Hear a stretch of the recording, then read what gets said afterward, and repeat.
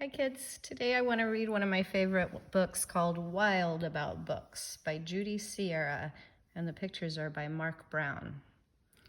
This is a funny book about animals at a zoo who suddenly get a library set up at their zoo.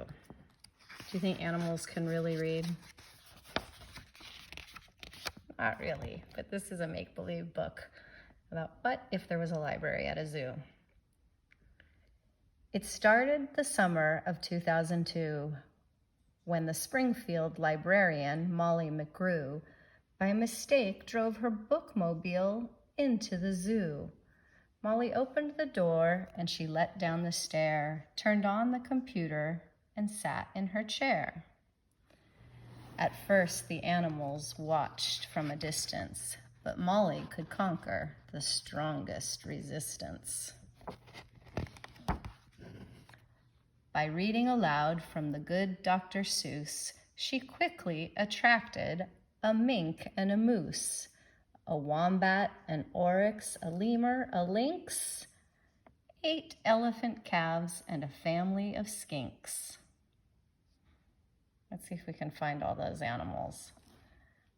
A mink and a moose, a wombat, an oryx, a lemur, a lynx, and 8 elephant calves, and a family of skinks. Skinks are kind of like a lizard. In a flash, every beast in the zoo was stampeding to learn all about this new something called reading.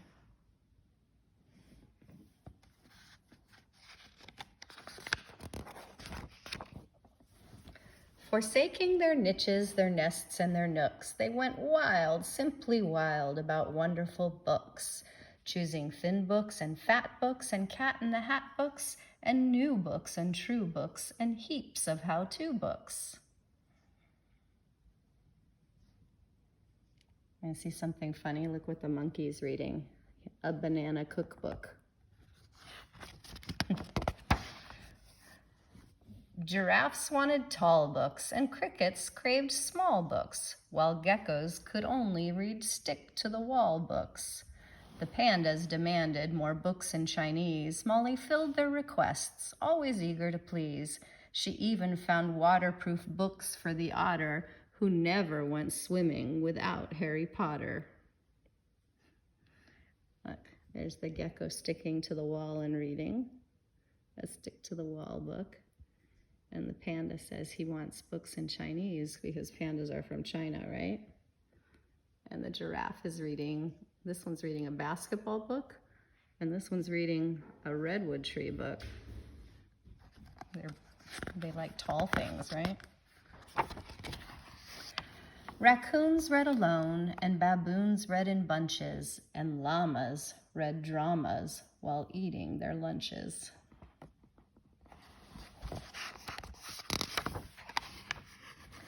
Hyenas shared jokes with the red-bellied snakes, and they howled and they hissed till their funny bones ached.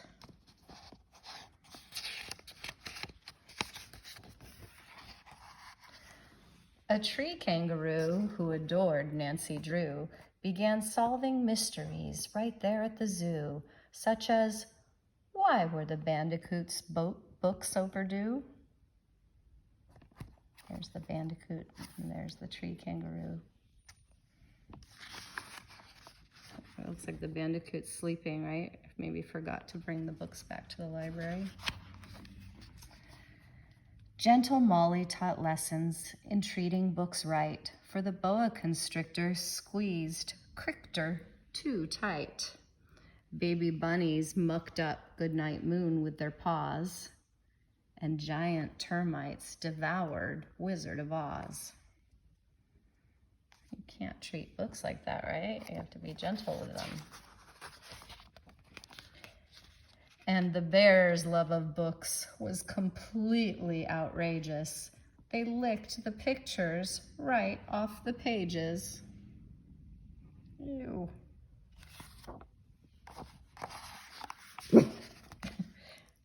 Teddy's barking. Shh, Teddy. Tasmanian devils found books so exciting that soon they had given up fighting for writing. They made up adventures so thrilling and new that the others decided to be authors too. Pythons wrote with their tails, and penguins wrote with their bills, and porcupines wrote with their very own quills. There's the Tasmanian devils. They're not fighting, they're writing. And look what the snake wrote. He wrote, "Mice are nice," because snakes sometimes like to eat mice. And the porcupine has sharp quills, right? It has quills that come out of its skin. That's kind of like what its fur is. And those quills you can actually dip in ink and use for writing. People used to do that a long time ago, before they had pens and pencils. At the new insect zoo, bugs were scribbling haiku. A haiku is a kind of poem. And the scorpion gave each a stinging review. So here's the walking sticks haiku, his poem. A cannibal twig silently devours a leaf, eating, not eaten. And the scorpion says, pretentious. He doesn't like it. This is my favorite. This is a dung beetle. Dung beetles live on poop. And look what the dung beetle wrote. Roll a ball of dung. Any kind of poo will do. Baby beetle bed. And the scorpion says, that stinks. The millipede's haiku says, I dig for treasure in my enchanted castle, a rotten apple. And the scorpion says, boring. The giant hissing cockroach says, hiss, hiss, hiss, hiss, hiss, hiss, hiss, hiss, hiss, hiss, hiss, hiss, hiss, hiss, hiss. That's not very interesting, right? It's a hissing cockroach, that's all it can say. And the scorpion says, redundant.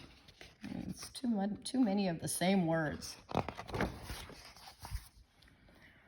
As the cheetah's new novel began to take shape, he read chapters each night to the Barbary ape. And although the gazelle couldn't spell very well, like everyone else, she had stories to tell. Imagine the hippo's enormous surprise when her memoir was given the Zulitzer Prize.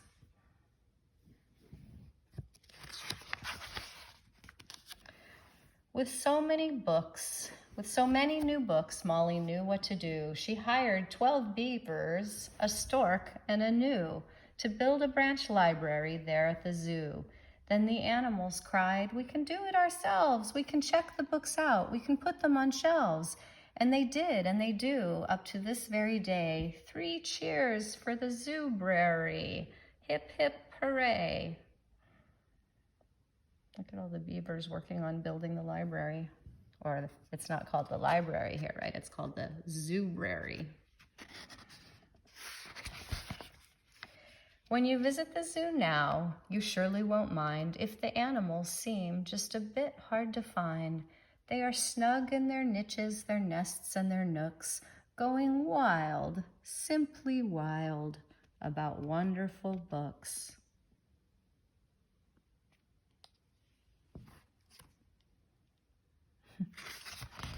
The end.